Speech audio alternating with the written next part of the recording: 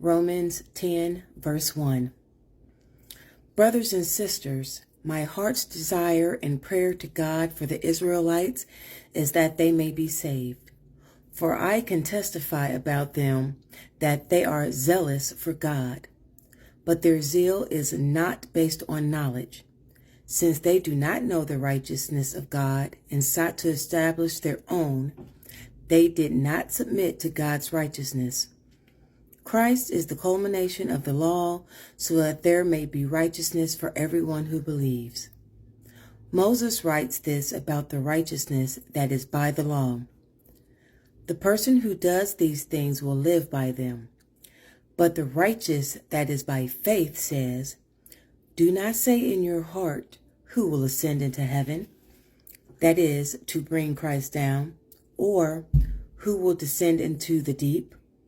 That is, to bring Christ up from the dead. But what does it say? The word is near you. It is in your mouth and in your heart. That is, the message concerning faith that we proclaim. If you declare with your mouth, Jesus is Lord, and believe in your heart that God raised him from the dead, you will be saved. Side note. So when you do the sinner's prayer,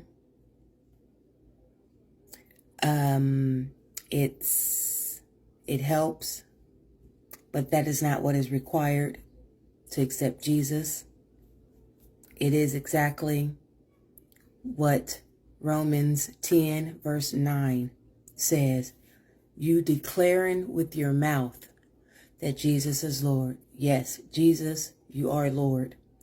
And you believe it deep in your heart that God raised his son, Jesus, from the dead.